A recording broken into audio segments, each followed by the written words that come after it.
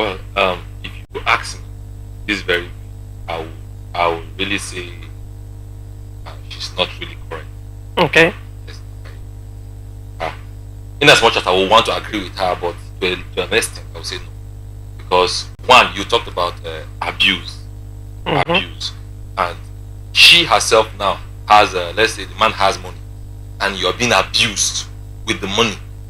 You will not even have value for that money again, because wealth is a thing of the mind.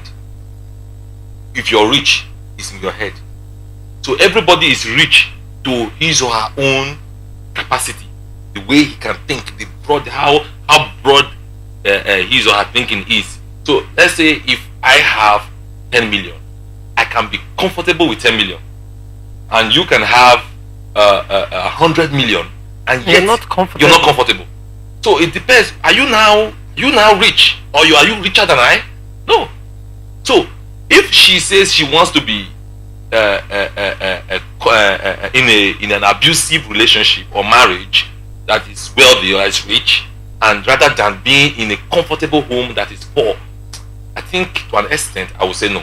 She used an analogy that I love so much, which is crying in a. I use the analogy. Yes, you crying in a Lamborghini and smiling in a keke. So we can, no matter what we say, no matter how we pretend about it, we know what poverty is.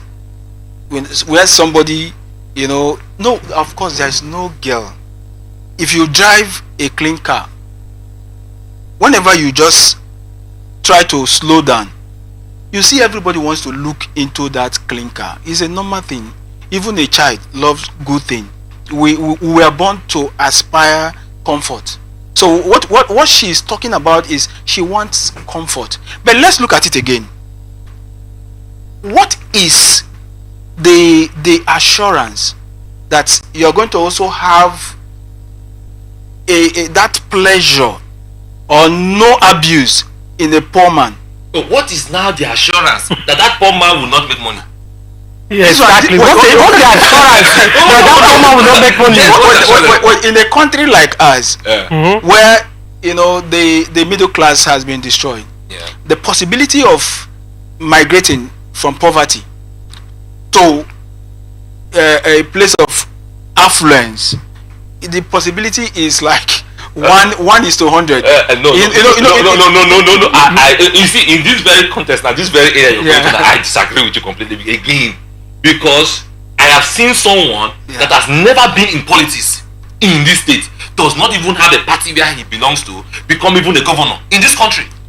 He doesn't belong to any political party. He has never dreamt of even belonging to a political party. He has never. So everything is possible. If that could be possible, what else is not possible? That is why I said the possibility is 1 is to. Then there is always a possibility. Sure. Now, if there is always a possibility, it means that her decision, or whatever it is she considered to reach this decision, is faulty. You can fault it.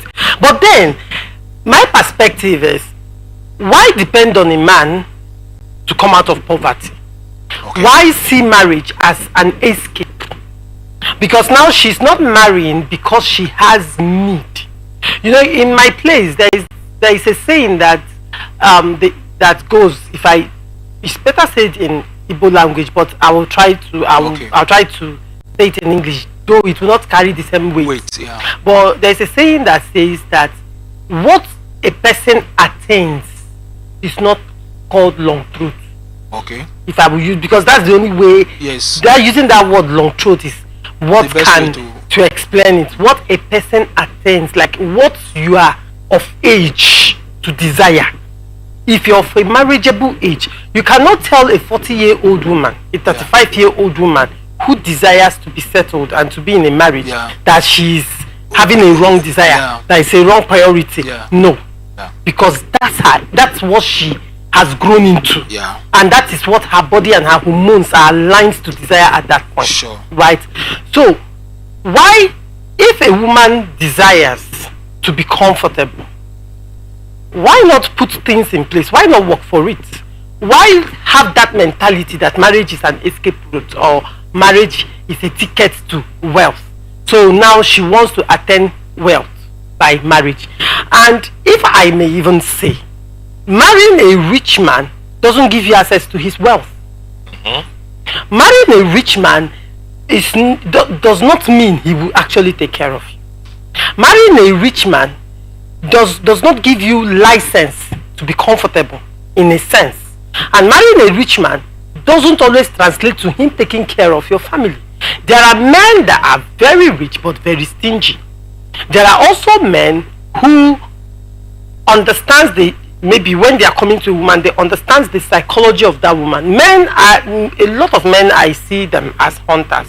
So when a man wants to approach you, especially if he wants to marry you or he wants a long-term relationship with you or a serious relationship with you, the first thing he thinks is you are men, so you can fault what I'm saying, Sure. but this is what I think. So the first thing he looks at is if you fit into what he wants, you fit into his desires, you fit into his plan. And if you do and he genuinely wants you, the next thing is, what do I do? What will it cost me to have her? Yeah. Then running around you, engaging in conversations, taking you out, trying to soften you up is to get an inkling of what it will cost him. Yeah. So he knows, okay, she's materialistic, so it's just money that will get this. Okay, she's ambitious, maybe I will open up opportunities to her. Okay, oh, she's this, okay, maybe I will give her network for her to climb. Oh, okay, she's family oriented, let me take care of her parents. Yeah. Oh, she's a single mother, then her child is a ticket to her. So men will think around that, Yeah. and then bring solution, because men are meant to provide solution. So they bring solution to what they think is your immediate need. Or if you do not even know you need that and he sees potential in you, he will actually make you see that you have this potential and I can offer you this to make you a better person. Okay. And women naturally will go for a man that can provide that for them. Sure. Now when that happens, in this case, a rich man who wants a certain lady at all costs, it's money you want, right? He will give you the money. Then when you enter into the marriage proper, then you will now understand you married a stingy man. Or maybe a man who is not stingy but who is extremely prudent.